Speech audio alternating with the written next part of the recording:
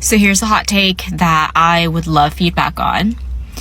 I wonder if a lot of the reason that men can't commit to women, or why we're having such an issue with dating and heterosexual relationships, is because more men are down low than we ever expected.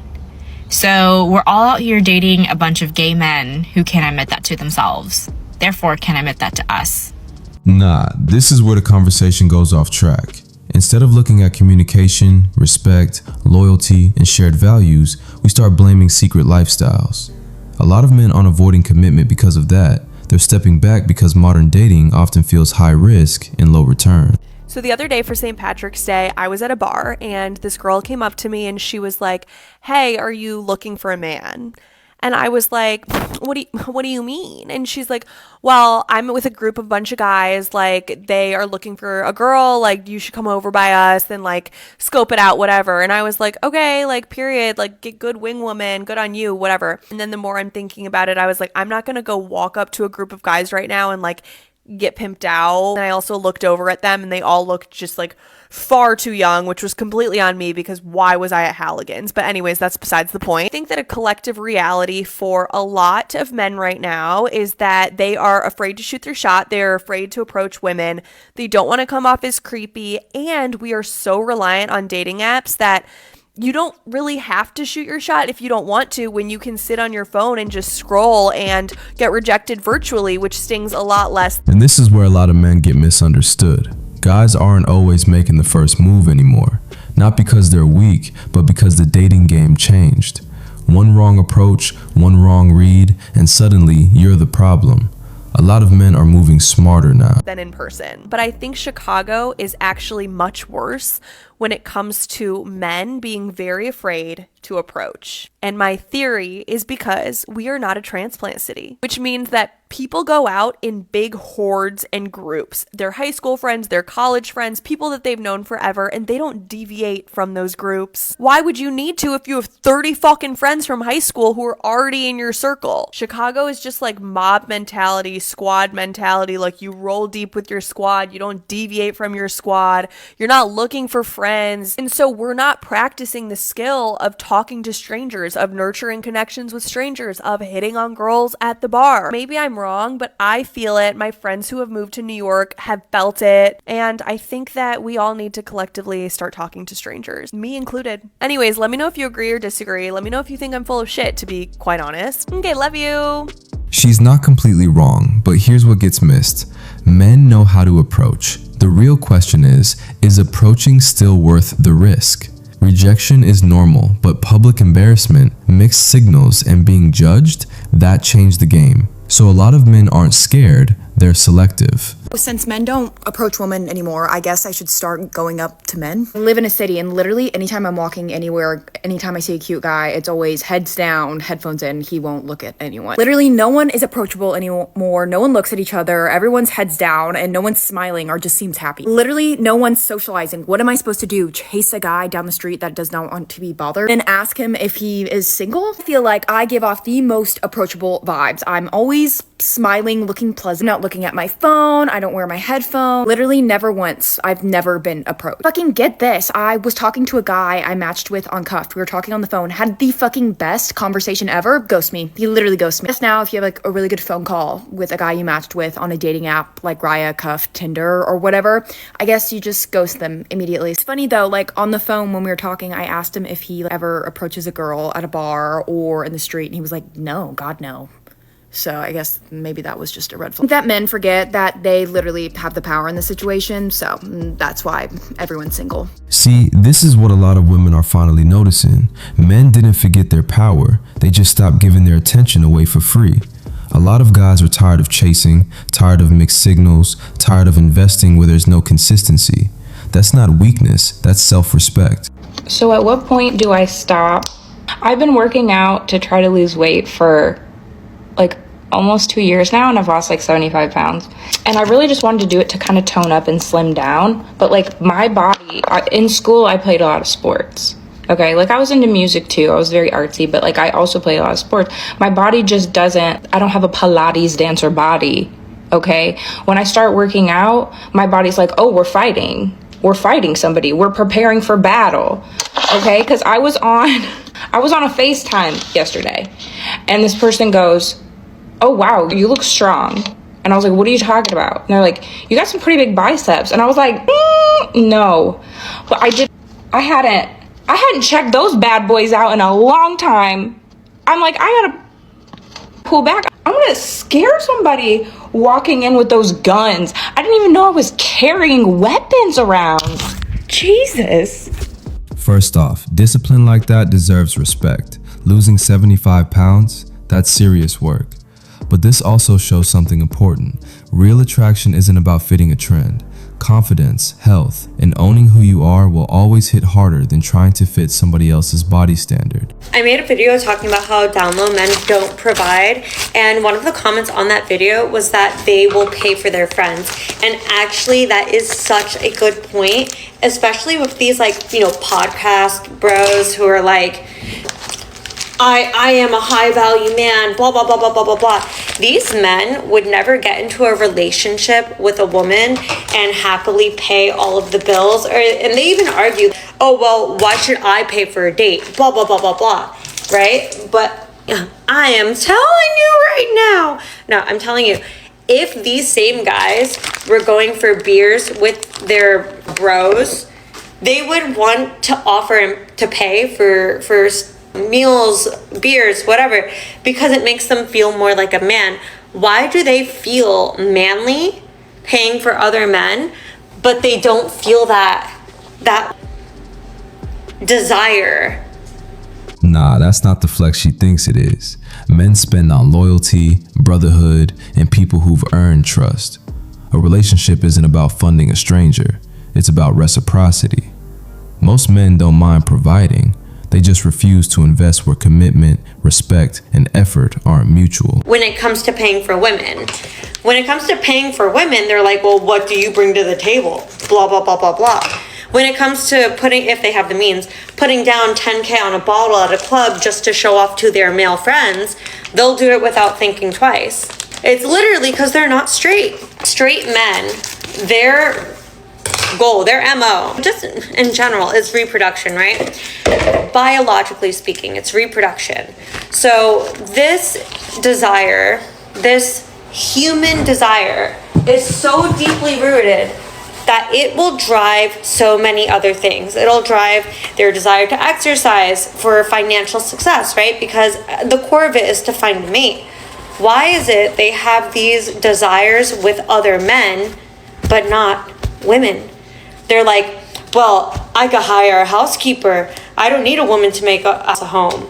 It's literally because you don't understand the point of living with a woman.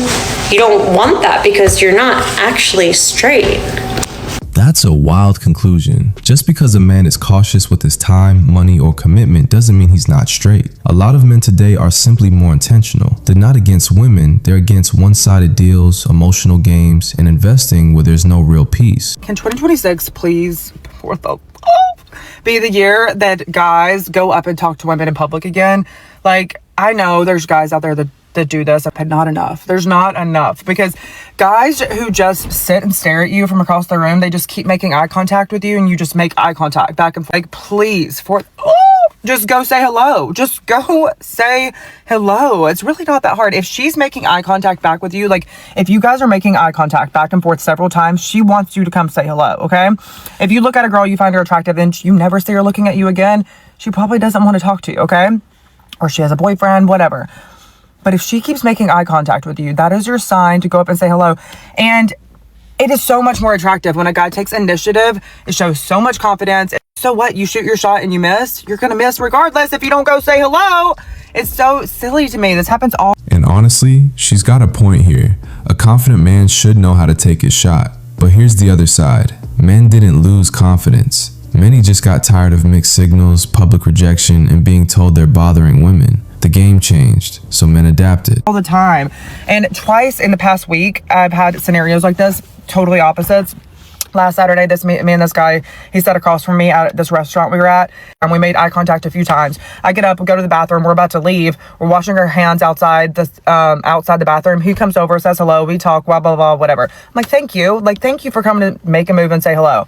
This morning, I was at the gym, and this guy, one of my guy friends at the gym, texts us and he's like, you guys have an admirer? And I was like, what? And he's like, this guy, he's like, will you please talk to them for me? Like, see if like whatever. And he's like, no, these girls are cool. Like, they don't want some punk guy who's not going to come say hello. I'm like, thank you. Like, no, girls don't want a guy who's not going to take initiative. Like, girls want guys who are confident. So even if you... That's fair. Confidence still matters.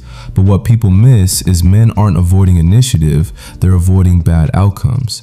A lot of guys will approach if the vibe is clear, but they're also learning to read the room better instead of forcing interactions. There are too many DL men. Guys always say that they're trying to be respectful in the gym and like not approach women, but they will literally, the woman will be staring, begging, come talk to me, but no, they don't do it. We appreciate that you are being respectful. Love a safe gym. We love that. But like, I don't want to be the one to go up to you all the fucking time. I want to be the woman.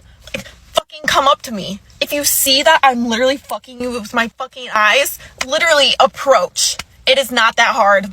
If you're cute, I'm cute. You're probably not creepy.